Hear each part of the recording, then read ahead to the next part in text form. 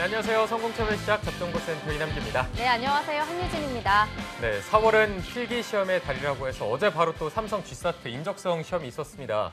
듣기로는 난이도가 또 굉장히 어려워서 아마 많은 분들이 좀 좌절하고 당황스러우지 않을까 싶었는데 일단은 굉장히 시험 보느라 수고했다는 말씀 드리고 싶고요. 이게 시험이란 게 그런 것 같습니다. 계속해서 떨어지면은 나는 안 될 것 같고 또 떨어질 것 같고 나는 정말 취업을 못하는 걸까 이런 부정적인 생각이 계속해서 생기기 마련인데 네. 이러면은 정말 될 것도 안 되는 것 같습니다. 조금이나마 긍정적인 생각을 해야 그게 더 도움이 되는 것 같습니다. 네, 맞습니다. 그리고 취업은 또 혼자 이겨내야 하는 과정이긴 하지만 혼자서 다 해내기엔 벅차고 또 외롭잖아요. 네. 늘 저희가 함께 하고 있으니까요. 취업 준비 한 단계씩 저희와 함께 나아가는 것도 좋은 전략 중에 하나가 아닐까 싶습니다. 네, 오늘이 또 한 주를 시작하는 월요일입니다. 저희와 함께 이번 한 주도 힘차게 시작해 보시죠. 월요일 접정보센터 지금 바로 출발합니다.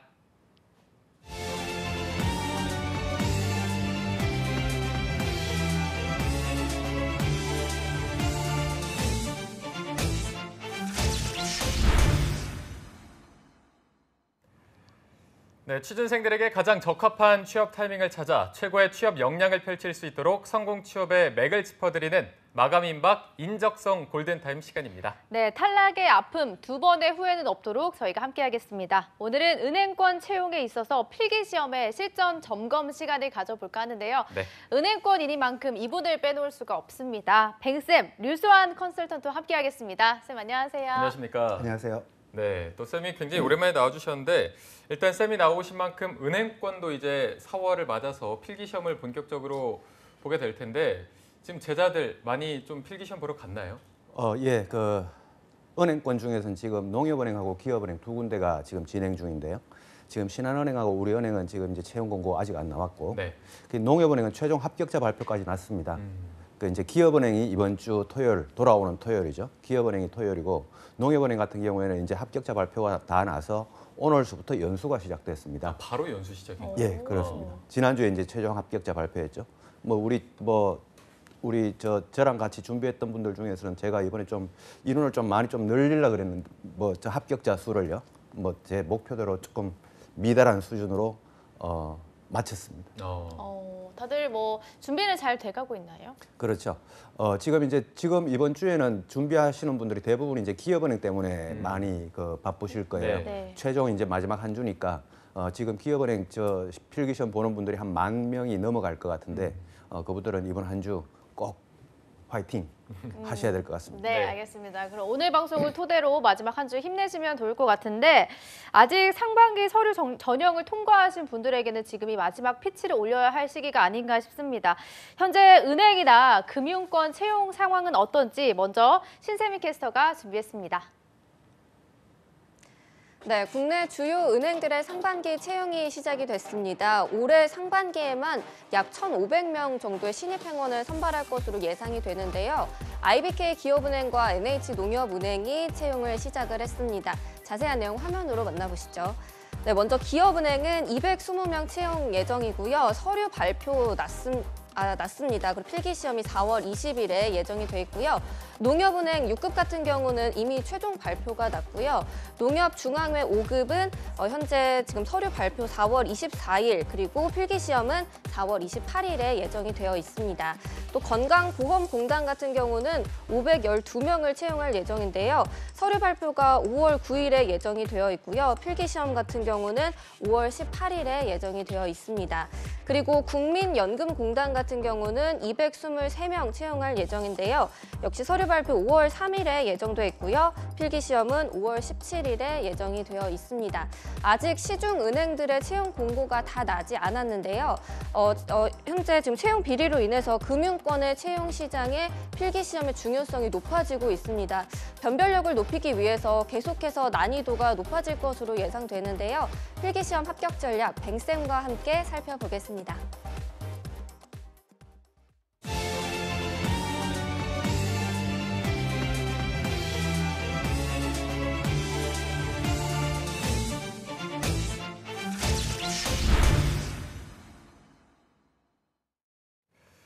네, 오늘은 앞서 말씀드린 것처럼 기업은행 필기 실전 점검 시간을 가져보도록 하겠습니다. 근데 앞서서 이제 신세미 캐스터와 서류 전형 이런 걸 함께 봤는데 기업은행은 2월 달에 서류 전형이 이제 나서 서류 네. 발표가 3월 달에 났거든요.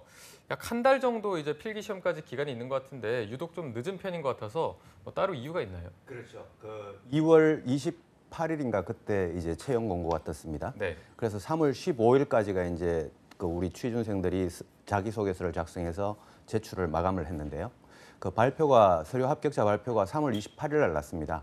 그리고 이제 필기 시험이 4월 20일이니까 거의 뭐 서류 발표로부터 한 달 가까이 이렇게 시간이 주어지는 네. 건데 다른 은행들하고는 상당히 이제 좀 차이가 나게 다른 은행들은 뭐 거의 일주일 안에 이제 필기 시험을 보는데 기업은행만 유독 이렇게 네네. 한 달 정도 시간을 두고 있습니다.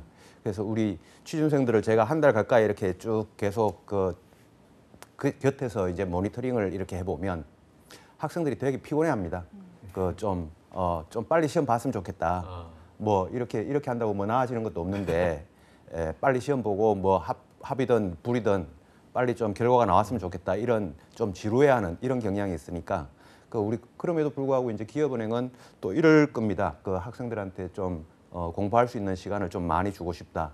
이런 뭐 느낌도 좀 가지고 있긴 할 텐데 그래도 우리 학생들은 좀 피곤해하긴 합니다. 네. 그렇군요.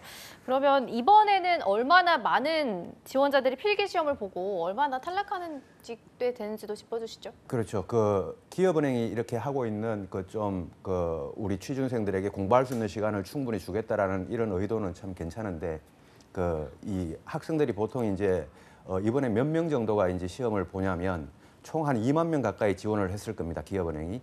그런데 이제 이번에 서류 합격을 보고 이제 필기 시험을 보는 인원이 한 12,000명에서 15,000명 사이, 그러니까 한 12,000명 정도는 좋게 넘을 거라고 생각이 됩니다. 그런데 이제 이 중에서 이제 몇 명이 떨어지냐면요. 이 중에서 기업은행이 이번에 채용 인원이 220명이니까 거기에 6배수가 필기 시험에서 붙는데 그러면 약 이제 1,200명 정도가 이제 필기 시험에서 붙죠.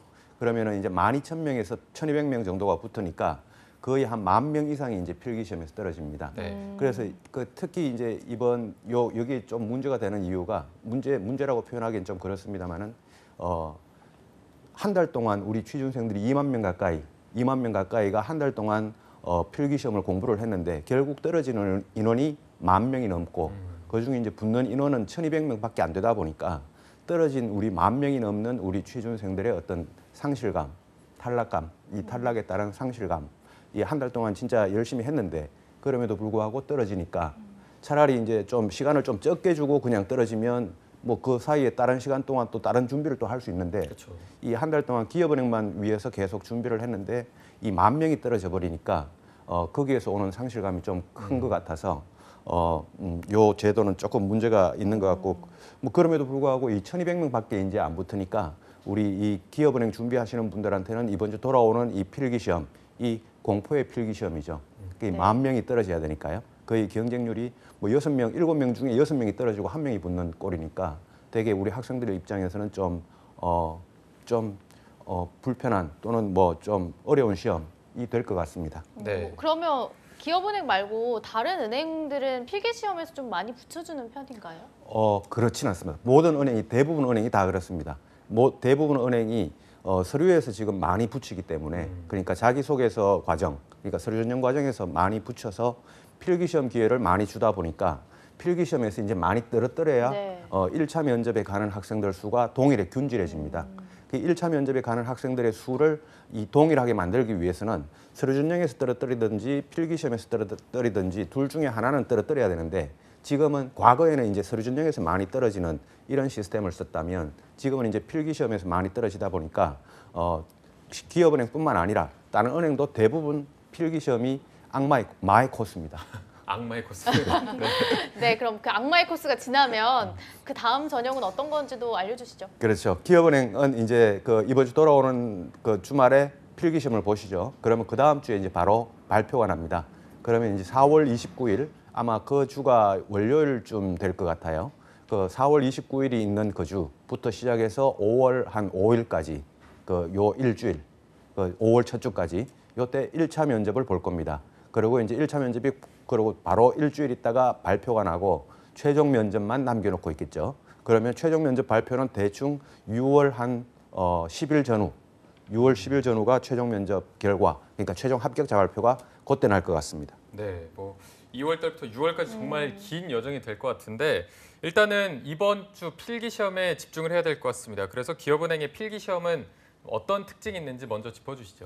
예, 가장 최근에 봤던 필기 시험이 작년 하반기였는데요. 네. 작년 하반기 10월 달이었죠. 10월 20일 날 A매치랑 같이 해서 공기업들이랑 같이 필기 시험을 봤습니다.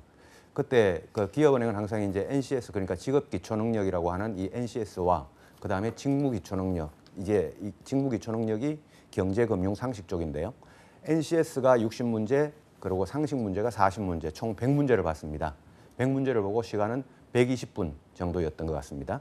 그래서 100분이었던가요? 그건 제가 정확히 기억이 안 나는데요. 60문제, 40문제 이렇게 해서 총 100문제를 봤는데 작년에는 뭐였냐면은 각 항목당 이 배점이 있었습니다. 그러니까 NCS 1번은 뭐 1.2점 또는 1.3점 또 상식 1번은 뭐 0.8점 이렇게 배점이 있었는데 올해는 이 배점이 없어집니다. 올해는 이 100문제가 똑같이 나오는데 무조건 1점씩 배정이 됩니다. 그러니까 총 100점이죠. 거기에서 이제 NCS가 60점, 상식이 40점 똑같이 이제 배점이 되니까 우리 취준생분들은 작년에는 비중이 이제 배점 때문에 6대 4가 아니고 거의 5대 5 또는 5.5 대 4.5였습니다. 근데 올해는 완전히 6대 4입니다. 그래서 NCS가 배점이 다 1점씩이니까요. 그래서 완전히 6대 4니까 지금 남아 있는 시간도 계속 이제 NCS 쪽과 상식 쪽을 6대 4 요 비중을 가지고 공부를 해야 되고 요게 이제 올해 가장 큰 특징 중에 하나 뭐 그렇게 보여집니다. 네. 알겠습니다.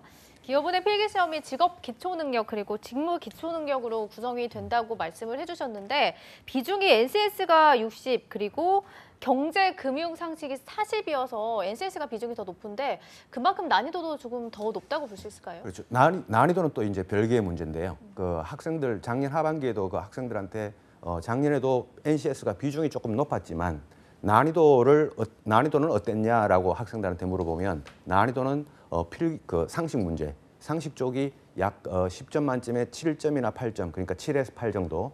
그다음에 NCS는 10점 만점에 난이도를 10으로 봤을 때 6에서 7 정도. 그래서 학생들이 평균적으로 상식 쪽을 조금 더 난이도가 더 있다고 생각했던 것 같습니다. 근데 난이도하고 별개로 NCS는 어떤 거냐면 이제 지문을 길게 주고 또 이제 시간을 많이 필요로 하다 보니까 요게 이제 좀 그래서 피곤해서 지문을 다 읽고 문제를 체크하고 답변을 체크하고 하는 요 과정이 좀 피곤한 과정일 뿐이지 난이도 자체는 NCS가 좀 쉬웠다 이렇게 이야기를 하고 난이도와 배점은 살짝 별개의 문제였던 것 같습니다. 네, 이게 NCS는 뭐 지문은 길지만 그래도 난이도 자체는 그렇게 어렵진 않은데 그럼 이제 또 경제, 금융, 상식이 상식이다 보니까 범위가 굉장히 넓거든요. 어떤 식으로 준비해야 되고 주로 좀 어떤 문제들의 수준 정도 이런 걸 알 수 있을까요? 그렇죠. 작년 하반기에 나왔던 경제 상식 쪽이에요. 문제 주로 이제 키워드들은 이런 거였습니다. 경제, 경영 그리고 이제 시사 쪽 이렇게 나오는데 경제에서는 뭐 실업률을 구하라, 실질 GDP를 구하라, 기회 비용과 편익, 그다음에 시장의 실패. 뭐 여러분들 지금 제 말씀을 들어보시면 대충 어떤 파트인지 아실 거예요. 시장의 실패, 그다음에 수요의 가격 탄력성, 환율 결정 이론, 비교 우위와 절대 우위 이런 파트가 주로 경제 쪽에서는 자주 나오는 이 단골입니다. 지금 제가 이야기했던 거는 경제 쪽에서 미시 파트, 거시 파트를 같이 이야기를 했는데요. 그 이외에 이제 경영 파트에서는요. 뭐 우선주, 배당락, 뭐 그리고 사내 유보금, 무상증자, 유상증자, 채권, 신종자본증권, 매출 채권 이런 파트가 주로 나왔고요. 그래서 경영 파트에서는 주로 회계와 재무 파트 요 파트에서 주로 나왔고요. 그 다음에 이제 경제금융 시사 쪽 관련해 가지고는 뭐 밴드웨건 효과, 현금 없는 사회, 에코 세대 이런 이제 주로 시사와 관련된 이런 용어들이 주로 이제 나왔던 요게 이제 작년 기출 문제였습니다. 요 작년 기출 문제였고 올해도 뭐 별로 여기에서 이제 뭐 추가되거나 변화되는 내용은 크게 없어지지 않을까 유추가 됩니다. 네. 뭐 남규 씨가 얘기해주긴 했지만 정말 시사라는 게 범위가 너무 넓어서 맞아요. 어떤 식으로 준비를 해야 될지 많이들 막막하실 것 같아서 경제, 금융 같은 경우는 어떤 식으로 준비해야 될까요? 경제금융 쪽은 제가 학생들한테 오프라인에서는 그렇게 이야기를 하는데 완전 시사 쪽은 뭐 평상시에 계속 신문을 보거나 좀 뉴스를 자주 보고 그리고 좀 몰랐던 용어들이나 이런 것들이 나오면 좀 찾아보는 이런 노력들이 좀 필요한데 경제금융 쪽과 관련해서 경제 쪽은 미시경제와 거시경제를 합쳐서 여러분들한테 뭐 책 이름을 제가 이야기를 하겠습니다. 그 매경 테스트나 환경 테스트 요 둘 중에 하나를 이렇게 좀 공부를 하셔라라고 이렇게 이야기를 하고 그래서 경제금융은 매경 테스트나 환경 테스트 중에 그 안에 이제 좀 더 경제도 있고 경영도 있고 다 있으니까 그 책을 가지고 둘 중에 하나, 둘 다 공부할 필요는 없고요. 둘 중에 하나를 가지고 좀 공부를 하시라. 이거는 이제 비전공자들 기준입니다. 근데 전공자들 경제학이나 경영학을 전공하셨던 분들은 본인이 이미 공부를 했으니까 경제나 경영 파트에 대해서 공부를 했으니까 거기에 대해서 좀 복습하는 이런 느낌을 가지고 필기시험을 준비하시고 비전공자들은 그렇게 경제금융 파트를 좀 공부하시고 그 이외에 이제 시사 쪽 관련해 가지고는 평상시에 지금은 좀 일주일밖에 안 남아서 최종 점검을 하겠지만 평상시에는 계속 뉴스를 보고 모르는 단어나 용어나 뭐 새로 나오는 신조어나 이런 것들을 계속 좀 찾아보고 공부하는 이런 노력들이 가장 좋은 노력입니다. 알겠습니다. 자, 그래서 오늘 저희가 미스터 뱅쌤과 함께 실전 문제를 좀 풀어보는 시간을 가져볼까 합니다. 경제, 금융, 시사, 상식과 관련해서 객관식 문제를 좀 풀어보도록 할 텐데 오늘 또 이 문제를 풀기 위해서 특별한 한 분을 모셔봤죠. 신세미 캐스터와 함께 풀어보도록 할 텐데 자, 오늘의 소감도 한번 좀 들어보겠습니다. 가구. 네, 제가 뭐 필기 이 시험 좀 여러 번 치러봤는데요. 그래요? 아니요, 저희 여기 방송에서. 아, 여기서? 저 은행권을 준비했다는 줄 알고. 여기서 치러봤는데 네. 이 안에선 제가 좀 에이스가 아닌가 이런 생각을 가지고 오늘도 열심히 1위 자리 지키도록 하겠습니다. 네, 자, 알겠습니다. 에이스 신세미 씨와 함께 오늘 문제를 또 풀어보도록 할 텐데 네. 자, 먼저 뱅쌤이 오늘의 첫 번째 문제를 소개해 주시죠. 예, 오늘 첫 번째 문제 화면에 띄워 주실 수 있을까요? 네. 다음에서 설명하는 것은 무엇에 대한 내용인가라는 질문이죠. 예, 처음 구매한 제품과 연관된 상품, 제품을 구매하다가 더 많은 돈을 지출하는 현상을 말한다. 사례로는 미국의 애플 제품의 구매자가 맥 시리즈나 아이 시리즈로 구매가 이어지는 이런 네. 현상을 말한다. 해서- 요거는 그래도 예, 1번부터 4번까지. 조금 할 만한 것 같습니다. 그렇죠. 네. 어렵지 몇 않죠? 번? 에이스 뭔가요? 푸셨나요? 우리 에이스의 답변을 먼저 좀 들어볼까요? 제가 상식에 조금 약한 것 같은데 이거는 약간 언더독 효과가 아닌가. 이게 언더도. 네, 밑에 있는 언더독. 개를 뭐 이런 느낌. 예? 네. 밑에 있는 밑에 개를 있는 개요? 밑에 있는 주변에 개를 있는 이런 느낌으로다가 언더 아, 아닌가요? 저는 2번 했습니다. 전 언더독 효과도 알고 비드록 효과도 알기 때문에 일단은 제 3번 비드록. 4번. 저 언더독. 언더독. 4번 언더독. 저는 2번. 2번 비드로. 저도 2번을 했거든요. 아이고. 예. 아이고. 어디서 탄식이 들려가고. 신세미 캐스터님은 작년 하반기에 저랑 같이 필기시험 문제를 풀었는데 그 사이에 많이 이 에너지가 다운되신 것 같아요. 왜 그러세요? 첫 문제부터. 원래 상식은 좀 약했습니다. 2번 문제 기대를 하고요. 정답은 이온 디드로 효과죠. 그렇군요. 언더독 효과는 어떤 예, 거죠? 언더독 효과는 아까 우리 신세미 캐스터님 말씀 주신 것처럼 개가 밑에 있는 개, 그러니까 개끼리 이제 싸우면 그 위에 있는 그 개를 탑독이라고 하고요. 밑에 이제 눌리는 개, 그러니까 2등 그 지는 개죠. 지고 있는 개를 언더독이라고 하는데 네. 보통 우리 국민 뭐 시민 우리 사람들이 이 아래쪽에 있는 언더독에 대해서 좀 이제 애처롭다 또는 이제 좀 마음이 더 간단 말이죠. 그래서 소비나 이런 것들을 더 일으키는 현상, 이런 현상을 언더독 효과. 그래서 가장 대표적으로 애플이나 뭐 구글이나 이런 그 기업들이 사실은 탑독이죠. 그런 기업들은. 그런데 그런 기업들이 홍보나 광고를 통해서는 우리는 탑독이 아니다. 그러니까 1등 기업이 아니다라고 해서 소비자들로부터 이렇게 좀 관심을 유발시키는 이런 현상을 언더독 효과라고 합니다. 네. 근데 네, 디드로 효과는요? 네. 디드로 효과는 이 프랑스의 철학자라고 해요. 이 사람이 디드로라는 사람이. 근데 처음에 친구한테 이렇게 빨간 옷을 선물을 받았답니다. 이 빨간 옷을 선물을 받았는데 빨간 옷을 입고 집에 있어 보니 집에 있는 가구도 그렇고 뭐 커튼도 그렇고 이제 잘 안 어울린단 말이죠. 그래서 내가 좋아하는 친구한테 받은 이 빨간 옷과 어울리는 상품들을 이제 사기 시작을 하는 거예요. 그러면서 온통 집안이 이제 빨간 그 옷과 어울리는 이런 장식, 가구를 배치를 하다 보니 소비가 이제 심해진다는 거죠. 그래서 일단 뭔가 하나를 샀을 때 그로부터 이제 연관되는 소비가 이어지는 현상, 이런 현상을 디드로 효과라고 하고 작년 하반기에 이 문제가 기업은행에서 그대로 출제가 됐었습니다. 기출 문제인가요? 예, 예. 오. 네. 오답률로 4번이 굉장히 많이 나왔을 것 같아요. 네. 그렇죠. 이게 시사상식은 그래도 알면 장땡이거든요. 이제 뭐 몰랐으면 이제 알게 됐으니까 그걸로 또 하나 얻어갔다 이렇게 생각을 하시면 될 것 같고 자 일단 몸풀기 문제를 한번 풀어봤는데 이어서 바로 다음 문제를 들어보도록 하겠습니다. 예. 다음 문제는 우리 신세미 캐스트님이 약한 부분을 넘어서 이론 파트로 이제 조금 들어가는데 네. 아이고 예. 저희한테 다 어려울 것 같네요. 다음 문제를 한번 띄워 보면요. 네. 아래에서 설명하는 A국의 GDP 디플레이트가 비교년도에 비해 10% 상승했을 때 이 나라의 실질 GDP는 얼마인가라고 하는 이 문제고 뭐 여차해서 A국은 밀가루, 빵만 생산하고 있는데 거기에서 A국에서 농부는 밀을 생산해서 이렇게 했고 그 농부로부터 이제 밀을 산 제분업자는 이렇게 했고 그리고 제분업자로부터 밀가루를 산 제빵업자는 또 이렇게 했고 뭐 이렇게 해서 이 상태에서 이 나라의 실질 GDP는 얼마인가를 구하는 문제입니다. 자 이거는 좀 어쩌는 어렵죠. 걸까요? 이건 뭐 특별 공식이나 뭐 그런 게 있나요? 전혀 없습니다. 없어요? 없어요. 공식이 있는 게 아니고 아 좀 있다고 이거는- 해주셔야 저희가 최민희 사님 이거는 그냥 이론을 이거는 못 푸는 게 정상입니다. 아 그래요? 아 감사합니다. 그래도 저희가 찍기라도 해야 되니까 예, 네. 그냥 아. 찍으시죠. 저는 3번 하겠습니다. 3번, 저도 3번이요. 3번, 저는 4번이요. 역시 4번. 통이 크시네요. 가장 비싼 20이요. 참고로 지금 우리 아나운서님들은 전혀 이 문제에 대한 답변을 지금 모르고 있는 상태에서 네. 그렇죠. 지금 찍기를 하거나 완전히 그냥 이론적으로 답을 그죠, 체크하는 이론적으로. 상황이죠. 네. 혹시 우리 보시는 분들이 저분들 다 알고 있을 거야라고 이렇게 생각할지 몰라서 전혀 그렇지 않습니다. 제가 이 말씀을 드리는 이유가 있습니다. 지금 두 분은 찍으셨고 세 분 다 찍으셨죠? 네네. 찍으셨는데 두 분이 맞았어요. 어이구. 오, 이 상당한 확률을 갖고 있는 겁니다. 이론적으로 접근을 했어요. 아 진짜요? 네. 아까 찍으셨다고 했던 것 같은데. 이게 시장이 뭔가 중요해 보여가지고 신세미 캐스트님 몇 번 찍으셨죠? 저 3번이요. 이유가 뭐죠?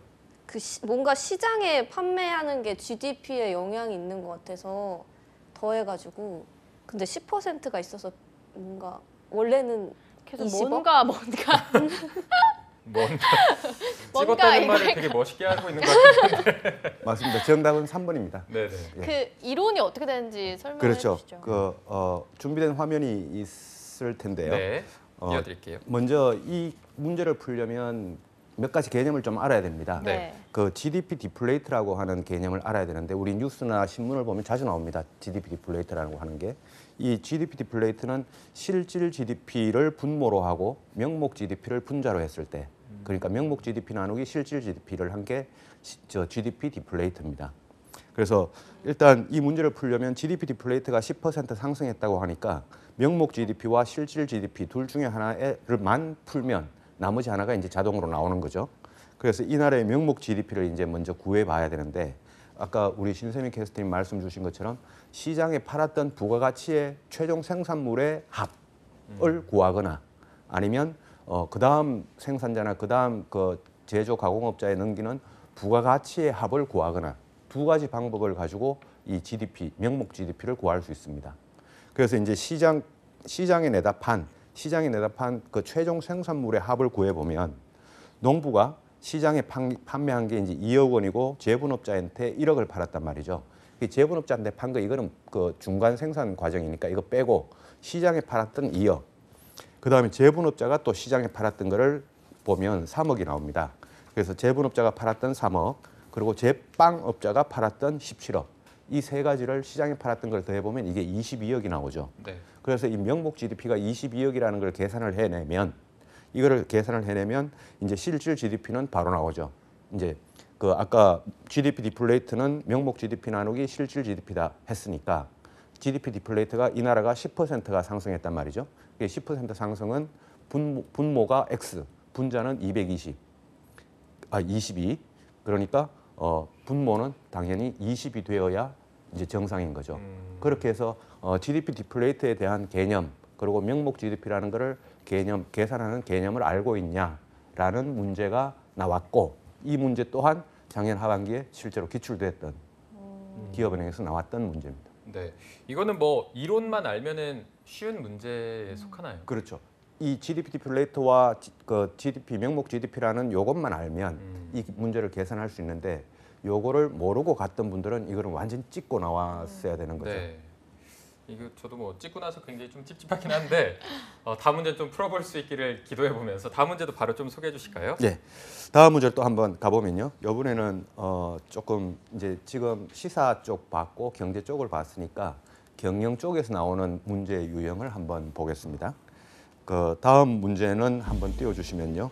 그 아래 내용 중 현금 흐름표라고 하는 이 재무제표의 종류 중에 하나가 있는데 현금 흐름표를 통해 확인할 수 있는 내용이라고 볼 수 없는 것은 볼 수 있는 것이 아니고 볼 수 없는 것은 해가지고 가 기업 수익의 발생 원천에 관한 정보부터 라 기업이 도산 부실화를 예측할 수 있는 정보까지 이렇게 있고 지문에는 뭐 가나 가나다 가나다라 이렇게 총 4개가 있습니다. 한번 찍어보시죠. 풀어보시죠. 일단 찍어보시라고요? 풀고 있어요. 저희에 대한 신뢰가 없군요. 풀어보시죠. 일단 가는 확인할 수가 없네요. 네. 그렇죠. 가는 다 들어가 있으니까. 아니 가가 답이 될 수도 있죠. 아, 진짜. 저 1번 했는데. 예, 가가 답이 될 수도 있습니다. 그렇죠. 일단 가는 무조건 다 예. 들어가는 거죠. 예. 확인할 수 없는 것.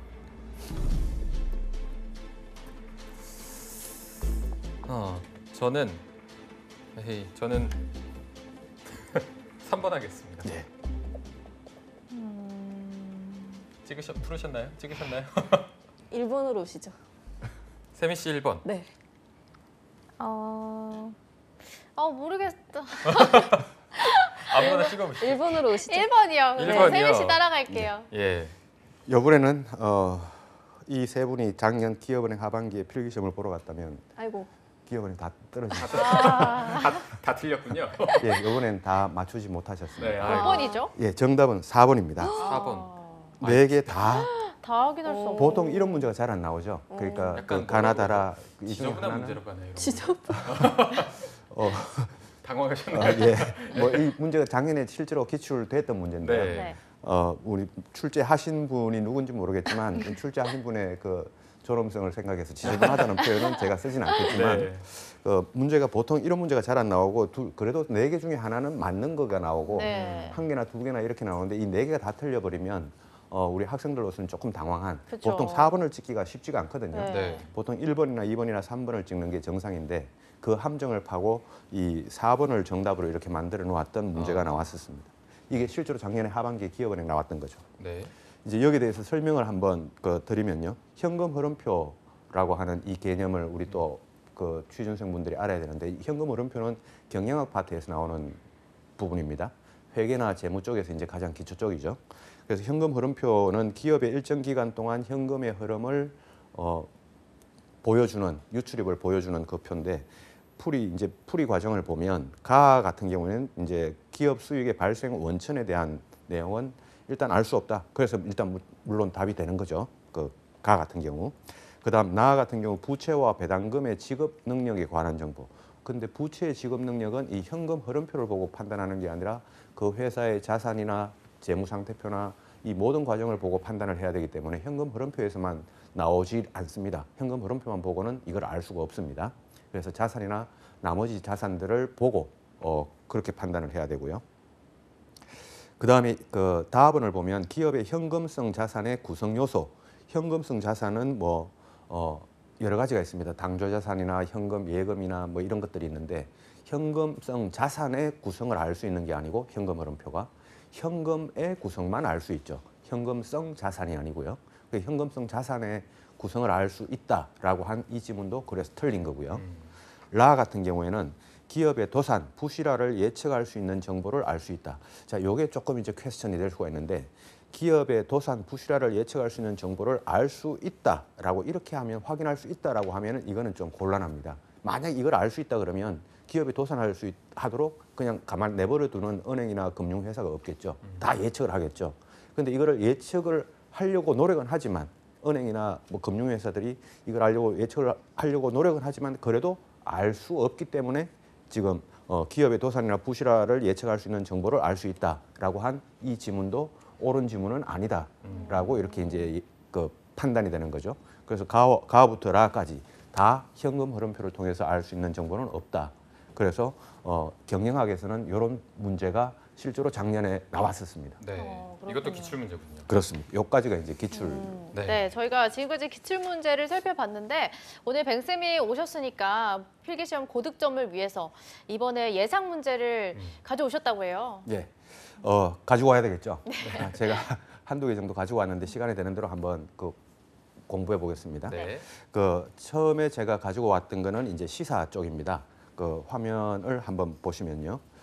문제가 다음 뉴스 기사 내용의 일부에서 밑줄 친 세컨더리 보이콧에 대한 올바른 설명은 우리 평상시에 뉴스를 진행하시다 보면 세컨더리 보이콧 특히 북한 문제와 관련해 가지고 자주 나온단 말이죠. 그렇죠. 그래서 뉴스 기사가 어떤 내용이냐면 미국의 소리 기자가 뭐 석탄 밀반입에 연루된 기업이 한국 기업이라도 세컨더리 보이콧을 부과해야 한다고 보느냐? 고 묻자 포 의원은 그래야 한다. 뭐 이런 식으로 해서 이제 기사가 나옵니다. 이건 뭐다 읽지 않아도 되는 그렇죠. 문제네요. 세컨더리 보이콧만 에 알면. 대한 정의 아. 개념.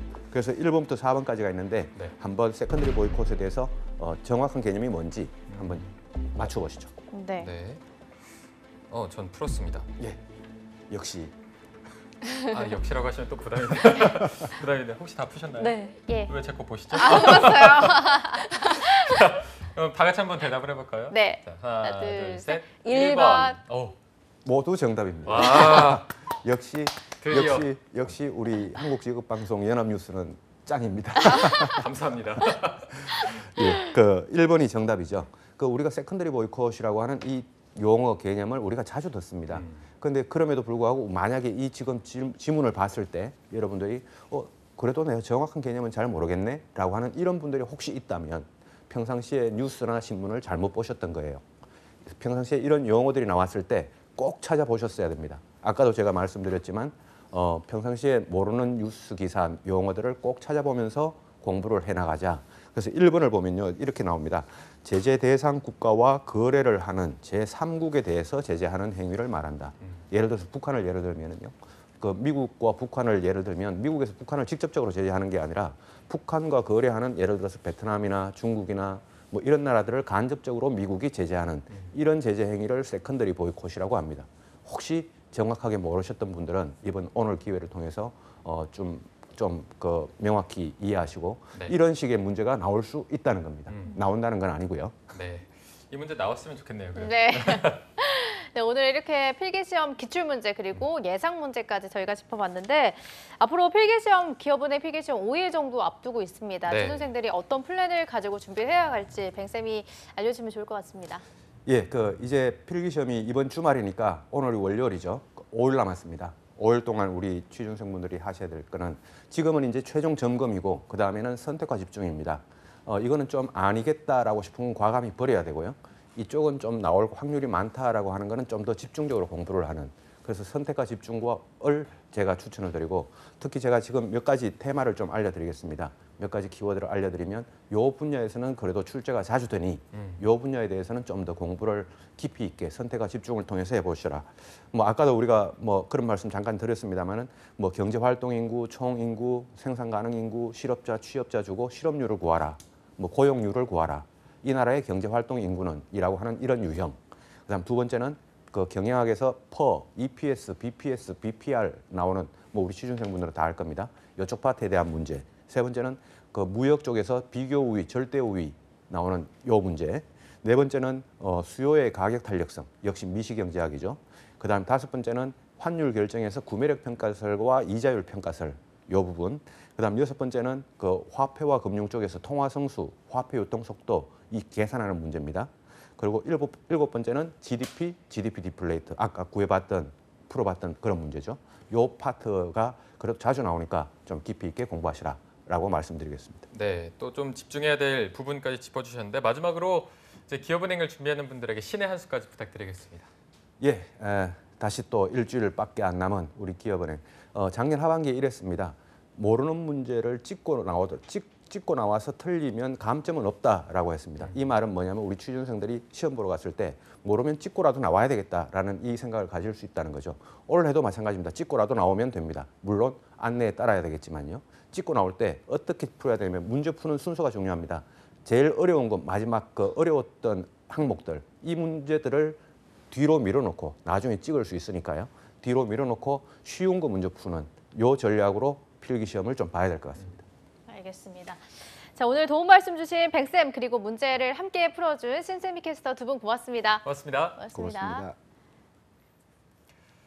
네, 잡정보센터 1부는 여기서 마무리해보도록 하고요. 잠시 후 2부에서는요. 일자리 방방곡곡이 준비되어 있고요. 네, 그리고 취준생들을 위한 발빠른 뉴스를 전해드리는 취업인 뉴스도 준비되어 있습니다. 네, 저희는 잠시 후에 뵙겠습니다. 채널 고정!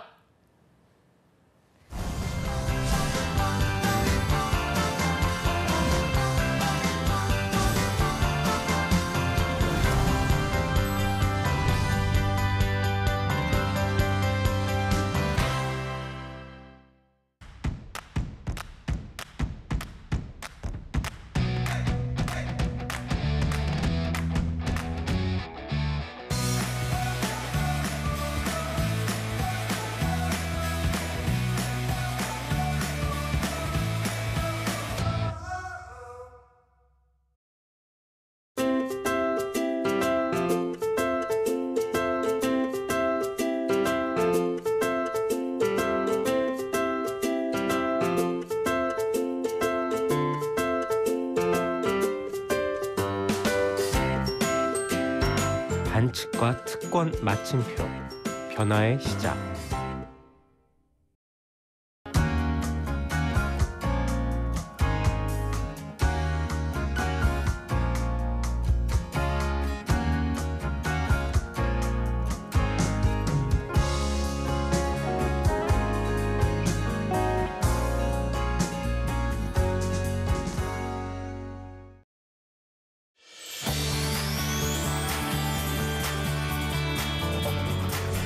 한국 직업방송을 보면 취업이 보입니다.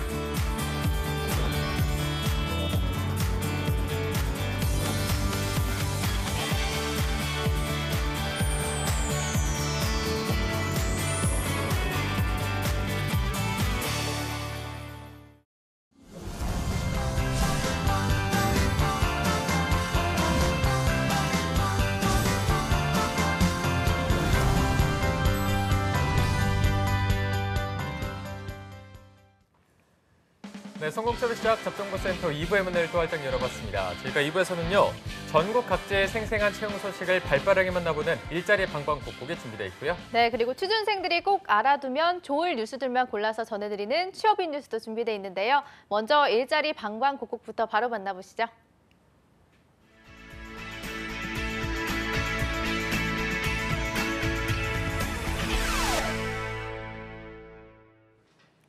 네, 매일매일 전국 각지의 생생한 채용 정보를 알아보는 일자리 방방곡곡. 오늘은 김건호 주무관님이 계시는 광주부터 들러보겠습니다. 주무관님 안녕하세요. 네, 안녕하세요. 강주고용복지 플러스센터 김원호 주무관입니다. 네, 오늘의 채용 소식 알려주시죠. 네, 첫 번째 강주 지역 일자리 소개해드리겠습니다. 강주광역시 북구 신안동에 위치하고 있는 수질, 대측기 오염 측정 및 관리 대응업체인 주식회사 정우엔텍 연구소입니다. 수질 및 대기 환경 오염물질 시료 채취, 분석, 환경시설 관리 업무를 담당할 환경기사 및 환경산업기사 4명 채용할 계획입니다.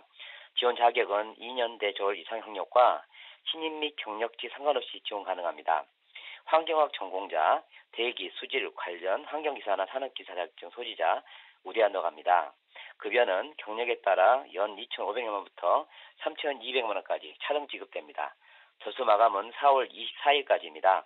접수 방법은 이력서, 자격증 사본 등을 준비하셔서 이메일이나 팩스로 접수하시면 됩니다. 네, 환경기사 및 환경산업기사 총 4분을 채용하고 있습니다. 경력 무관하게 모집하고 있으니까요. 관심 있는 분들은 우대사항 잘 체크하셔서 지원하시기 바랍니다. 주무관님, 바로 다음 소식도 알려주시죠. 네, 두 번째 소식은 취업 기술이 부족한 구직자들에게 큰 도움이 될 만한 단기 집단 상담 프로그램 소식 준비했습니다. 강주 고용복지 플러스센터에서는 지역 구직자들의 취업을 위해 개인적인 사정으로 장기간 프로그램 참여가 어려우신 분들을 위해 나에게 필요한 부분만 선택하여 4시간 과정으로 수강할 수 있는 단기 집단 상담 프로그램을 제공하는데요. 2019년 5월 상반기 일정 알려드리겠습니다. 5월 2일 행복한 대화 이끌기, 7일 취업 어려움 극복하기, 14일 나를 이해하기 등을 각각 운영할 계획입니다. 프로그램은 오후 3시 30분부터 5시 30분까지 강주 고용센터 9층 해냄실에 진행됩니다. 참여를 희망하는 구직자분들은 일정을 미리 참고하셔서 워크넷을 통해 신청하거나 고용센터를 직접 방문하여 접수하셔야 합니다. 프로그램에 관련한 궁금한 사항은 국번 없이 1350번으로 연락하시면 됩니다. 네, 구직자 여러분들을 위한 다양한 취업 프로그램이 5월에도 계속된다고 합니다. 구직자 여러분들의 많은 관심과 참여 바라겠습니다. 주무관님, 오늘 소식 고맙습니다. 네, 고맙습니다. 네, 다음으로는 경기도로 연결해 보겠습니다. 성남고용센터의 이은경 주무관님, 안녕하세요. 네, 안녕하세요. 성남고용복지플러스센터 이은경 주무관입니다. 네, 오늘의 채용 소식 알려주시죠. 네, 오늘 준비한 성남 지역 일자리 정보 소개해드릴게요. 먼저 소개해드릴 기업은 주식회사 페퍼저축은행입니다. 주식회사 페퍼저축은행은 호주를 중심으로 한국, 중국, 홍콩, 영국, 아일랜드, 스페인, 포르투갈 등에서 금융 서비스를 제공하는 페퍼그룹 소속의 은행입니다. 주식회사 페퍼저축은행은 성남시 분당구 서현동에 위치하고 있고요. 이번에 모집하는 분야는 시간 선택제로 근무할 텔러, 금융 텔러 1명을 모집하고 있습니다. 수신 업무 담당으로 예금, 적금, 입출금 및 신규 해지 업무 등을 담당하게 됩니다. 지원 자격은 학력은 무관하고요. 금융기관에서 3년 이상 경력이 있으신 분을 찾고 있습니다. 장애가 있으셔도 근무 경력이 있으시면 지원이 가능합니다.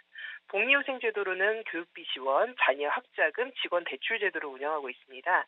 근무 조건은 주 5일 근무고요. 근무 시간은 정오 12시부터 오후 5시 30분까지로 휴게 시간을 제외하고 실제 근무는 하루에 5시간 근무입니다. 급여는 월급 200만 원이고요. 상여금 100%가 별도로 지급됩니다. 접수 마감 기간은 채용 시까지고요. 회사의 이력서 양식을 워크넷에서 다운받으셔서 이메일로 접수하시면 됩니다. 네, 3년 이상의 금융기관의 경력자만 지원이 가능한데요. 관련 경력이 있는 분들은 지원하시기 바랍니다. 주무관님, 바로 다음 소식도 알아볼까요? 네, 두 번째로 소개해드릴 기업은 에너시스 주식회사입니다.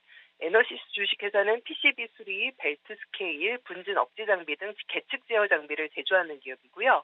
성남시 중원구 상대원동에 위치하고 있습니다. 이번에 모집하는 분야는 기술부 신입 직원 1명을 모집하고 있습니다.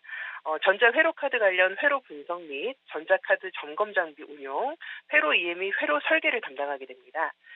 전문대졸 이상의 학력으로 전자 또는 제어 계측 분야 전공이 필수입니다. 워드 프로세스 활용이 가능하셔야 되고요. 관련 자격증 소지자와 학점 우수자, 인근 거주자는 우대하고 있습니다. 주 5일 근무로 급여는 연봉 3천만 원부터 시작해서 면접 후에 결정이 됩니다. 모집 기간 역시 채용 시까지고요. 지원진을 희망하시는 분들은 이력서와 자기소개서를 담당자 이메일로 접수하시면 됩니다.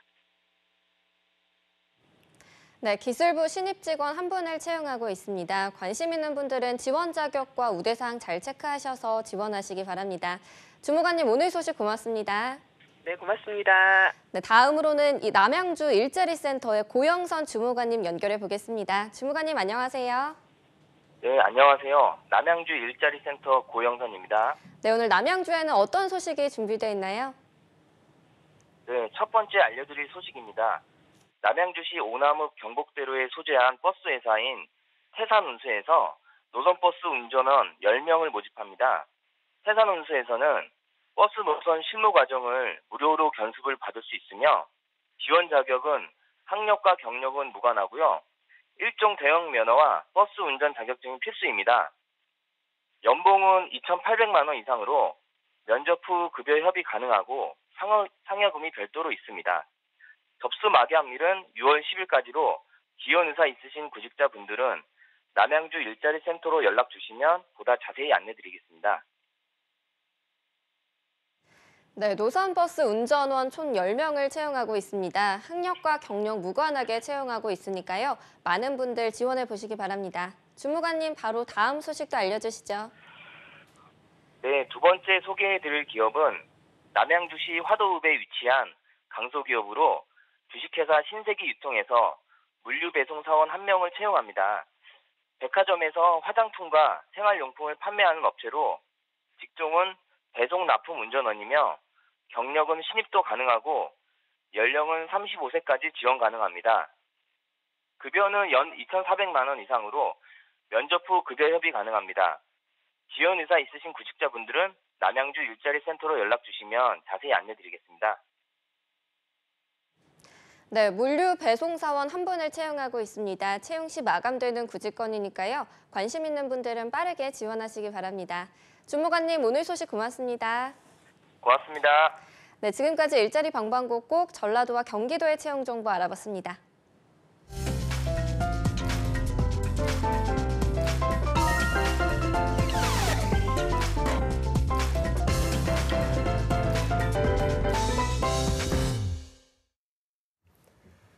네, 이어서 구직자들이 꼭 알아야 할 소식들을 발빠르게 알아보는 시간입니다. 취업인 뉴스 시간입니다. 네, 오늘 수고해 주실 잡정보센터 2부의 도우미 신세미 캐스터 함께하겠습니다. 어서 오십시오. 안녕하세요. 네, 안녕하십니까. 네. 자, 신세미 캐스터 지난주부터 인적성 문제 푸느라 굉장히 고생하고 계신데 저희가 또 시간이 많이 부족해서 오늘 어떤 뉴스 있는지 바로 한번 들어보도록 하겠습니다. 네, 오늘 뉴스는 직원 평균 연봉이 1억 원이 넘는 이 높은 연봉과 다양한 직원 복지로 시내 직장으로 불리던 카드사가 최근 들어 취업 준비생들에게 관심에서 멀어진 것으로 나타났습니다. 한 취업 포털 사이트에서 올해 금융권 취업을 준비하는 1,260명을 대상으로 취업 선호 금융사에 대해서 설문조사를 했는데요. 이 결과 전 업계 카드사 8곳이 모두 10위권 밖으로 밀려났습니다. 채용 시장이 어려워지고 있는 상황임에도 불구하고 선망받던 기업이 어떻게 이 취준생들의 관심 밖으로 밀려난 것인지 오늘 뉴스에서 함께 알아보도록 하겠습니다. 네, 자 1부에서도 이제 금융권에 대해서 알아봤고 2부도 금융권에 관한 소식인데 일단은 금융권에서 취준생들이 가장 선호하는 기업은 어떤 곳인지 바로 알려주실까요? 네, 설문조사를 자세하게 살펴볼 텐데요. 설문조사는 복수 응답으로 조사가 됐습니다. KB국민은행을 꼽은 응답자가 전체의 45.2%로 가장 많이 꼽혔고요.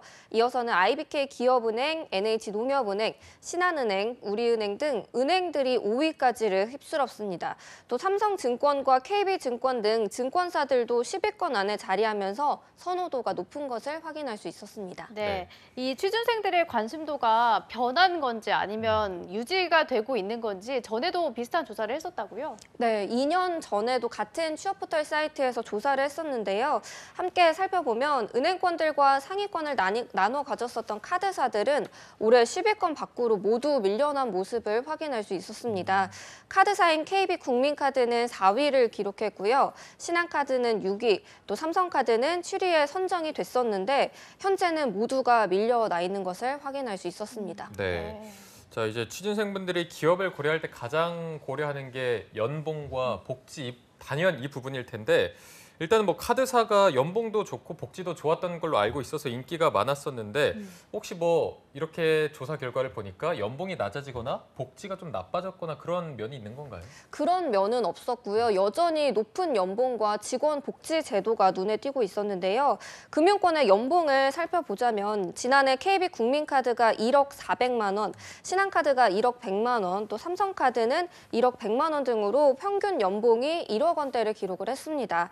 시중은행을 살펴보면 신한은행은 9,600만 원, 하나은행은 9,400만 원, 우리은행이 9,200, 또 KB국민은행은 9천만 원 등 4대 시중은행들의 직원 평균이 연봉 1억 원 정도라고 하는데요. 또한 카드사들은 타 금융권과 마찬가지로 PC 오프제나 시차 출근제 이런 장점들을 도입을 해서 워라밸을 정착을 시키고 직원 및 직원 가족들의 건강까지 세심하게 배려하는 복지까지 우수한 편입니다. 이에 더해서 은행권과 증권사 등보다도 실적에 대한 압박이 덜하다는 평으로 복지 면에서도 타 금융권에 비해서 긍정적인 반응이 많았었습니다. 네, 이렇게 연봉도 높고 워라밸도 잘 지켜지고 있는데 도대체 왜 인기가 떨어진 건가요? 네, 결정적인 원인으로는 타 금융권보다 근속 연수가 짧고요. 또 카드사 불황에 따른 고용 안정성에 대한 우려가 커진 것이 원인이 아닐까 이렇게 꼽히고 있습니다. 네. 이제 말씀해 주신 거는 타 금융권보다 카드사가 근속 연수가 짧다. 그러니까 일하는 기간이 짧다 이렇게 말씀해 주셨는데 얼만큼 짧은 편인가요? 네, 카드사들의 근속 연수는 평균 은행보다 5년 정도 짧다고 합니다. 은행들의 근속 연수가 평균 15.3년인데 비해서 카드사들은 평균 연수가 10.6년으로 5년 정도가 적은데요. 근속 연수가 짧다는 점이 최근에 안정적인 직장을 선호하는 젊은 세대에게 좀 걸림돌로 작용을 했다는 분석이 나오고 있습니다. 네, 그만큼 공기업의 인기가 높아지고 있는 것도 대변을 해주는 것 같습니다. 그러면 그러면 카드 사회 불황이 어느 정도인지 알고 가면 좋을 것 같은데 심각한 수준인가요? 어떻습니까? 네, 이 문제 또한 시중은행과 비교를 해서 살펴볼 텐데요. 카드사의 인기가 절감한 것에 대한 이해가 좀 쉬울 것 같습니다. 실제로 시중은행들이 지난해 최고 실적을 경신한 데 반해서 카드사들은 정부의 가맹점 수수료 인하 방침 등의 여파로 실적이 급감했다고 합니다. 신한과 KB국민, 삼성, 현대, 우리, 롯데, BC, 하나 등 8개 신용카드사들의 지난해 당기 순이익은 1조 7천억 원으로 전년 대비 21.5%가 감소한 수치를 보였습니다. 나아가서는 여신금융연구소가 정부의 신용카드 수수료 인하로 인해서 2021년까지 카드사 순이익이 1조 5천억 원 줄어들 것으로 추정을 하므로 이를 뒷받침해주고 있었는데요. 이에 따라서 카드사들은 지난해부터 인력 구조 조정을 단행하고 있습니다. 신한카드 같은 경우는 지난해 희망퇴직으로 200명의 인력을 감축을 했고요. 현대카드와 KB국민은행이 지난해 연말과 올 초에 각각 희망퇴직으로 200여 명 또 10여 명을 감축했다고 합니다. 네. 자, 이게 듣고 보니까 카드사의 상황이 썩 좋지만은 않은 것 같은데 그래도 인기가 예전에 비해서 조금 줄었을 뿐이지 아직도 이 카드사를 가고 싶어하는 분들은 많을 것 같거든요. 그래서 일단 채용 규모, 지금 인력 구조 조정을 하고 있어서 규모를 늘릴 것 같지는 않지만 어느 정도 규모로 지금 예상이 되고 있나요? 네, 몇백 명 채용을 하는 은행권에 비해서 이 카드사의 채용 규모 같은 경우는 몇십 명에 그쳤는데요. 특히 고스펙과 고학벌의 취업 준비생들이 몰려서 애초에 포기하는 경우랑 또 취업의 문이 좁다는 점을 함께 취준생들의 고려 대상으로 적용이 돼서 줄어든 인기에 한 몫을 더하고 있습니다. 네. 금융권 채용을 앞두고 있는 취준생들의 반응도 좀 알아보고 싶은데 준비된 자료가 있습니까? 네, 금융권 취업 준비생 이모 씨에 대한 내용인데요. 카드사 취업을 고려하던 중 카드사들이 타 금융사들에 비해서 근속 연수가 짧고 최근 카드업계 수익이 줄면서 고용 불안에 떨고 있다는 소식을 듣고 은행으로 취업 방향을 선회했다고 말을 했습니다. 이어서 지난해 한 시중은행에 취업한 박모 씨는 사실 예전부터 카드사가 금융권 내에서도 신의 직장이라고 알고 있었지만 취업 재수를 택하기보다는 확률이 높은 것으로 선택하게 됐다고 말하기도 했습니다. 네, 저희가 오늘과 내일 은행권 채용에 대해서 다루고 있기 때문에 더 관심이 가는 기사였고요. 자, 그러면 이어서 바로 두 번째 뉴스도 살펴보도록 하겠습니다. 네, 두 번째 뉴스 들어가기 전에 두 분한테 질문을 좀 드릴 것 같은데요. 네. 현재 회사에 만족하고 계신가요? 아, 갑자기요? 다니는 직장에 만족을 하냐? 그럼요. 일단은 굉장히 만족을 하고. 저는 연예뉴스 TV 사랑합니다. 굉장히 사랑하죠. 사랑합니다. 네, 저도 정말 사랑합니다. 정말 사랑하고요. 어렵게 들어간 회사가 이렇게 마음에 들면 참 좋을 텐데요. 직장인 절반은 마음속에 사표를 품고 다니는 것으로 확인이 됐습니다.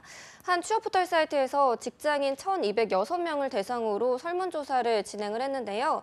한 번이라도 퇴사를 고민했느냐라는 질문에 전체 91%가 그렇다라고 답을 했고요. 이들 중 46%는 여전히 퇴사를 고민하고 있다고 답을 했다고 합니다. 취준생들에게 가장 필요한 것은 미리 해당 기업에 들어간 선배들의 경험담이 아닐까 싶은데요. 선배들의 경험에 빗대서 왜 퇴사를 고민을 했던 것인지 함께 살펴보고 자신이 일할 직장에 대한 우선적인 가치를 미리 살펴보면 좋을 것 같아서 이번 뉴스 준비하게 됐습니다. 네, 정말 각자의 가치관은 다를 수밖에 없는 것 같고 저희 3명을 제외하고 직장인들이 참 퇴사를 고민하는 것 같습니다. 맞습니다. 어떤 점들로 다들 고민을 하고 있던가요? 네, 저희는 모르겠지만 퇴사가 고민되는 그런 이유들은 다양했는데요. 가장 많은 득표를 받은 항목은 연봉이었습니다. 연봉이 16%로 가장 많이 꼽혔고요. 이어서는 상사, 직속 상사, 또 조직 분위기, 회사 분위기가 각 13% 꼽혔습니다. 또 업무가 12%, 복리 후생이 10% 순으로 두 자릿수 선택을 받았고요. 이 외에도 기타 근무 여건과 동료 직원들, 야근, 출퇴근 시간 거리, 또 학업 진학에 대한 미련 등의 이유가 확인이 됐습니다. 일부 중기 재직자들에게서는 청년 내일치움 공제 프로그램 참여 거부로 인해서 퇴사를 고민했다는 점도 발견이 됐습니다. 네. 그런데 이게 듣다 보니까 왠지 기업별로도 다 이런 이유가 다를 것 같거든요. 어떤 편인가요? 네, 맞습니다. 기업 규모별로 교차 분석을 한 결과를 살펴보면 눈에 띄는 특징이 있었는데요. 퇴사 고민 사유에 대해서 대기업 입사자는 업무를 가장 많이 꼽았지만 중견 중소기업 재직자는 공통으로 연봉을 1위로 선택을 했습니다. 또한 복리후생 때문에 퇴사를 고민했다는 응답의 경우도 중소기업에서 11% 선택이 된 것에 반해서 대기업에서는 6%에 그쳐서 기업 규모가 작아질수록 복리후생에 대한 고려가 커지는 것이 아닐까라는 추측이 나오고 있고요. 또 반대로 동료나 직원들 때문에 퇴사를 고민했다는 응답은 중소기업은 7%였던 것에 비해서 대기업 같은 경우는 10%로 높아져서 각기 다른 양상을 보이고 있는 것으로 확인이 됐습니다. 네, 이렇게 고민을 한 직장인들이 고민에서 끝났는지 아니면 다른 어떤 행보를 보이고 있는지 알 수 있을까요? 네, 퇴사 이후의 행보는 다양하게 또 나타났는데요. 절반에 가까운 46%는 아직 퇴사 고민을 하고 있었고요. 나머지 중 29%는 퇴사 의사를 누르고 다시 직장에 전념 중이라고 밝혔습니다. 이어서 8%는 이미 퇴사를 했고요. 17%는 퇴사를 통보할 예정인 것으로 나타났습니다. 네. 아까 신세미 캐스터가 말씀하신 것 중에 직장인의 91%가 마음속에 사표를 담고 다닌다. 내가 일을 하는 기업에서 언제 나갈까 이런 고민을 하고 있다는 게 굉장히 안타까운 현실이고 또 불행한 사실인 것 같은데 회사를 퇴사 고민 없이 다니기 위해서는 아까 말씀하신 대로 미리미리 좀 전에 정보를 알아두는 게 좋을 것 같습니다. 네, 맞습니다. 취업인 뉴스 오늘도 취준생들을 위한 알찬 뉴스로 꾸며봤습니다. 다음 뉴스도 기대해 주시기 바라고요. 오늘 수고해 주신 신세미 캐스터 고맙습니다. 고맙습니다.